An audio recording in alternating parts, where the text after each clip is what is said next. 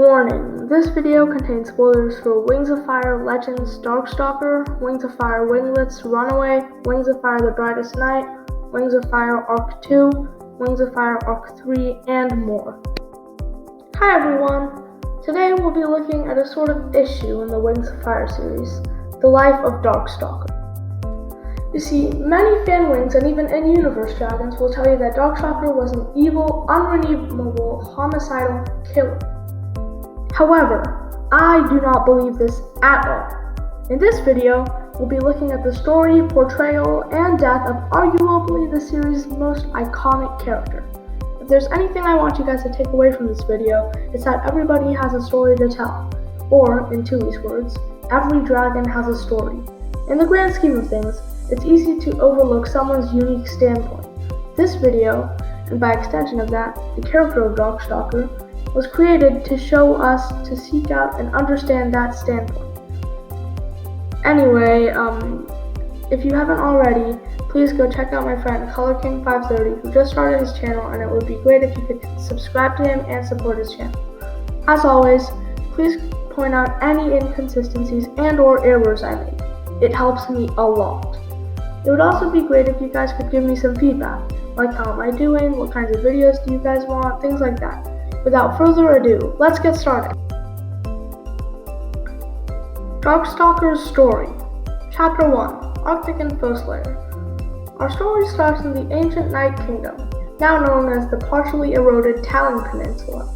Queen Vigilance of the Nightwings sends a delegation made up of 3 Nightwings, Prudence, Starclaws, and Discretion, to the Ice Kingdom to negotiate an alliance. Prudence, who we can assume is the delegation's leading member, brings her daughter, Foeslayer, along for 2 reasons.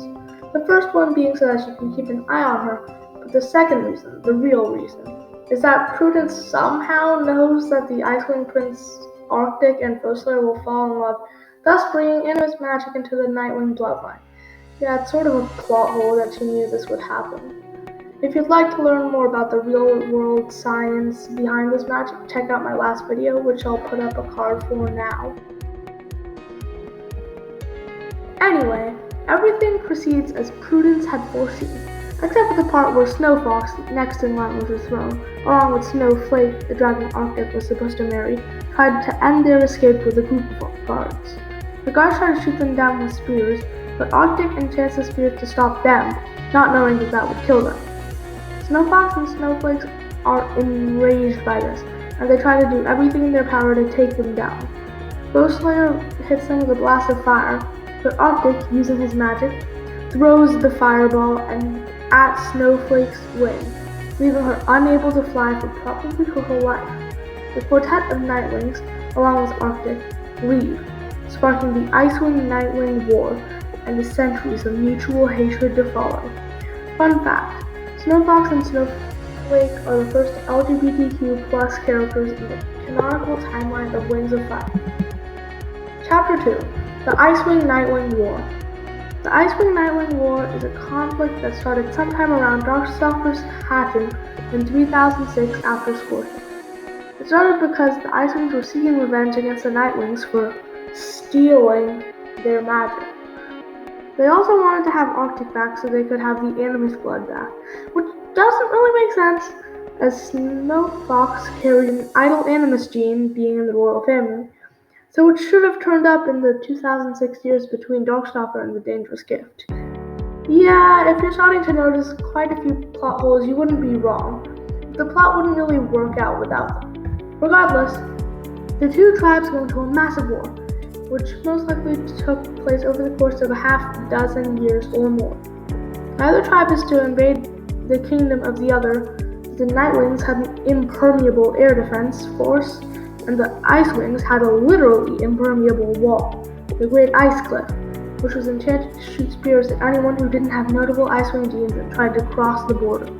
Because of this, nearly all of the battles were fought in the Kingdom of Sand, which was, at the time, in between the 2 warring kingdoms.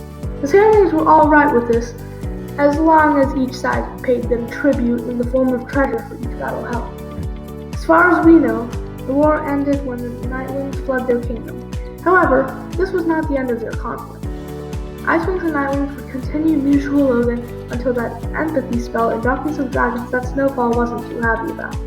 Speaking of Darkness of Dragons, the second Icewing Nightwing War is at the end of that book. It wasn't so much a war, but a devastating battle and an enchanted plague that killed Queen Glacier along with around 20 other Icewings. The battle for Jade Mountain had devastating casualties on both sides, including Prince Narwhal of the Icewings and King Darkstalker of the Nightwings. Chapter 3: The Birth of Darkstalker. The birth of Darkstalker occurred in 3006 after Scorching on the brightest night and was accompanied by the birth of his twin sister, Whiteout. The two were dragonets of Arctic and Slayers, and at the time it was the first hint of Darkstalker's selfishness, as he chooses not to make his sister normal. However, she's a more interesting character this way, so I guess you could say it's not that bad, but the morality issue remains the same. Chapter 4: Whiteout. Whiteout is Darkstalker's twin sister and Sunny's distant relative. Her name relates to her complexion, and a whiteout is a bad snowstorm, as she was named by Arctic, so it was ice-themed. She has a mental condition that only allows her to think in colors and wavelengths, and she doesn't speak normally. She's seen in Darkstalker being bullied for this at school. Unbeknownst to almost everyone around her, Whiteout has prophecy powers, along with Hermione, just like her brother. She has a dark blue scale color, along with white talons, horns, spikes, and wings. Her wings are speckled with jet black dots instead of the silver shown on other Nightwings. Her appearance and complexion make her possibly the most obvious hybrid in the series. She's also described as optimistic and thinks that all dragons can be friends regardless of their tribes. Thoughtful is the only known dragon that can truly understand her, and she ends up marrying him in the most probable future. Since Darkstalker never had dragonets, Whiteout had to be the one to give along the Animus gene to her descendants, some of which were Animite, and she was an Animus herself in an alternate future seen in Darkstalker Chapter 1. Her notable descendants include Stonemover and Princess Sunny, who's a Sandling Nightwing hybrid. Whiteout is completely unique in her mental and physical manifestations, and was seen both aiding and killing her brother in alternate futures seen in Chapter 1 of Darkstalker. Chapter 5: Darkstalker's Childhood. Darkstalker grew up in a complicated household, with a father that hated him entirely, and a mother of whom he was the favorite child. His parents were constantly getting into fights, and ignored their surroundings, leaving Darkstalker enraged when he found his parents bickering with Whiteout crying in a corner, which happened on multiple occasions. The Nightwings were very nosy about his family, which certainly didn't help, and he really didn't like. His father had apparently seriously considered killing Darkstalker later on in his childhood, further showing us how horrible of a childhood Darkstalker's was. The only good part, according to Darkstalker, was Clearsight, the dragon who he was going to marry in most futures, but that never really happened. Feeling empathetic yet? I'm sure you will soon if you don't already. One of the main reasons for the mutual hatred between Darkstalker and his father was his powers. Arctic absolutely hated it that Darkstalker could read his mind, and found his foresight almost as annoying. Arctic was also very angry when he learned that Darkstalker was an Animus and kept it a secret from him. Darkstalker only really hated Arctic because Arctic hated him. You might be thinking right now, but then why did he kill him? The answer is actually quite simple. Arctic had, in Darkstalker's eyes, been the reason for his mother's presumed death, but actually imprisonment. Eternal imprisonment. Arctic had also intended Darkstalker's sister to be different and to hate him. He was also a traitor, and let's not forget Arctic tried to kill him too. As for the gruesome method of death, there really is no excuse, besides that Darkstalker wanted to make a spectacle out of a traitor, until it hurt him as much as he had been hurt. Can you really blame him for killing his father when you take this into account? Can you? Now you may be thinking about how I'm not addressing the Indigo issue. Well, now I will. First of all, Indigo openly attempted to assassinate Darkstalker and painted him as a monster during their very first meeting, when all she knew about him is that he was a mind-reading animus. Wouldn't you hate someone if they did that to you? Even if you wouldn't hate them, you definitely would dislike them, especially because of the other things that Darkstalker was going through at the time. Indigo acted like Darkstalker wasn't a dragon but a murderous monster, all because of the actions of a completely different dragon. Now there is no denying that what he did to her eventually was wrong, but she did some pretty bad things to him. Darkstalker was also in mourning for his mother when he quote-unquote disposed of Indigo, so it is likely that she had done something bad to him, and Darkstalker, in his anger and depression, was pushed over the edge and decided to just take her out of the picture finally. Chapter 6: Darkstalker's Defeat. Darkstalker's defeat and apparent end at the hands of Clearsight and Fathom, the two dragons he trusted most, was truly heartbreaking. That said, the scene where Clearsight betrays him is beautifully written, especially the last few lines in that chapter. It's also quite depressing from a certain point of view. Fathom had enchanted the Moonstone bracelet Clearsight wore with a sleeping spell, and she had used it on Darkstalker to trap him in a cave in Agate Mountain, the tallest mountain on Pyria back then. Soon after, the mountain collapses, making Jade Mountain the tallest and locking Darkstalker underground unconsciously forever. Or so they thought. 2,000 years later, as the Skyfire comet races by Pyria in the brightest night, it causes earthquakes that made snapping the copper wires on the bracelet, thus waking Darkstalker from his multi-millennia slumber. During Moon Rising, which takes place half a year later, Darkstalker communicates telepathically with Moonwatcher, who is going to let him out until she learns how he disemboweled his father. When Kibley and Winter arrive, they argue over which one of them should get Darkstalker's scroll. Peril, hoping to end the fight, burns the scroll, returning Darkstalker's animus magic to him and effectively freeing him. From then on, Darkstalker tries to unify the Nightwing tribe under his rule and to wage war on the Icewings in revenge for what they did to his mother.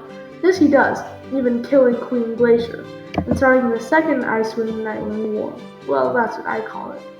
The Jade Winglet, however, ends his schemes with the help of this healing royal animi turtle and Anemone, along with the resurrected for the 50th time Fosei, transforming him into a particularly stupid one-year-old dragonette, but we'll get to that later.